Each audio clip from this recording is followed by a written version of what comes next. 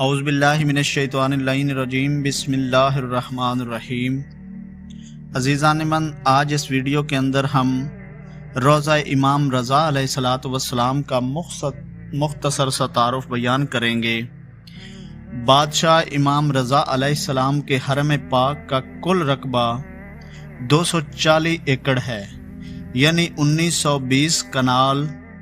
حرم پاک کا ایک چکر 4 کلومیٹر کا پیدل سفر بنتا ہے۔ سڑک جہاں سے ختم ہوتی ہے وہاں سے حرم پاک میں داخل ہوں تو دنیا کا سب سے قیمتی پتھر لگا ہوا ہے، وہ گرینائٹ پتھر ہے جو گرمیوں میں ٹھنڈا رہتا ہے اور سردیوں میں گرم رہتا ہے۔ صحن کے باہر جو ابتدائی دروازے ہیں وہ اتنی قیمتی لکڑی کے ہیں جو دنیا کے کسی بھی بندے کو دستیاب نہیں ہیں۔ پھر جب صحن ختم ہوتا ہے تو آگے شروع ہو جاتا ہے حرم۔ حرم پاک کے جتنے دروازے ہیں وہ سب کے سب سونے کے دروازے ہیں۔ ایک دروازے میں گلوب کی طرح لٹکا ہوا ایک فیروزہ ہے۔ اس فیروزہ کے بارے میں حرم پاک کی کتاب میں لکھا ہوا ہے کہ پورا ایران برباد ہو جائے، اس پتھر کی قیمت سے دوبارہ آباد ہو سکتا ہے۔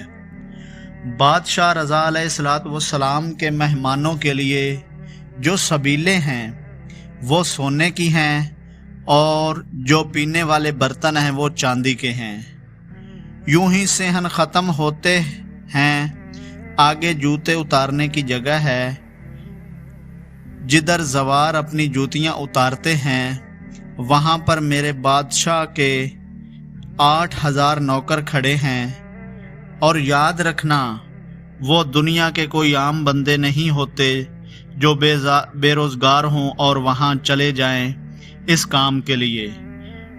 ان میں 90% لوگ ایران کی فوج سے ریٹائر میجر، جنرل، کرنل اور بریگیڈیئر ہوتے ہیں،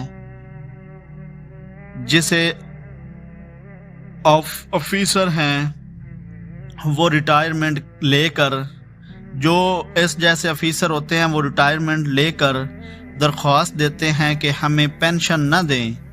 بادشاہ رضا علیہ السلام کے زواروں کی جوتیاں اٹھانے کی نوکری دی جائے۔ دنیا کا کوئی بھی 7 سٹار ہوٹل اتنا خوبصورت نہیں جتنا میرے بادشاہ رضا علیہ السلام کا لنگر خانہ خوبصورت ہے۔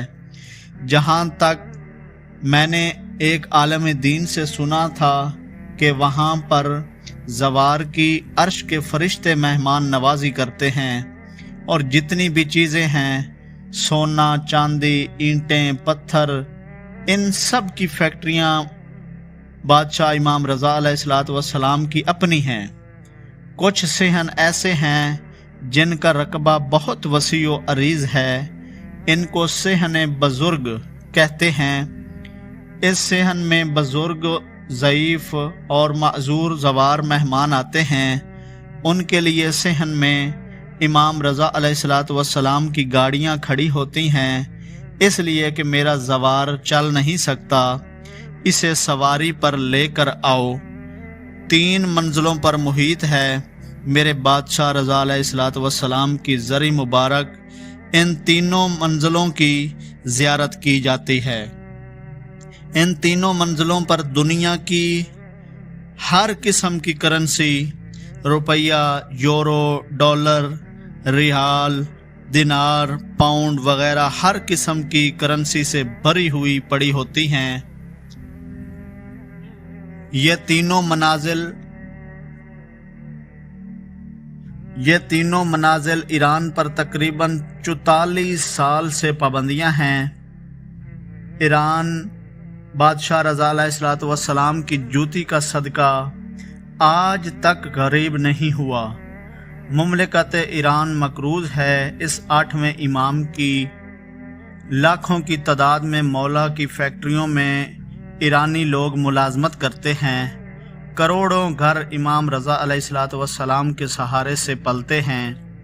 4 کلومیٹر میں پارکنگ ہے۔ جہاں پر صرف وہاں پر کام کرنے والے نوکروں کی گاڑیاں کھڑی ہوتی ہیں۔ یہ ہے ایک مختصر سا تعارف جناب مولا امام رضا بادشاہ علیہ الصلوۃ والسلام کا، جو 8ویں امام ہیں۔ ایران پر 44 سال سے پابندیاں ہیں، لیکن اس ایک امام کی زیارت کے لیے پوری دنیا سے جو لوگ آتے ہیں ان کا دیا ہوا اتنا کچھ ہوتا ہے کہ امام رضا علیہ الصلوۃ والسلام کی برکت اتنی ہوتی ہے کہ پورا ایران کبھی بھی غربت میں نہیں جا سکتا۔ اور یہ تھا میرے بادشاہ رضا علیہ الصلوۃ والسلام کا ایک مختصر سا تعارف۔ امید کرتا ہوں کہ یہ ویڈیو آپ کو پسند آئی ہوگی، اور دعاؤں میں یاد رکھیے گا انشاءاللہ۔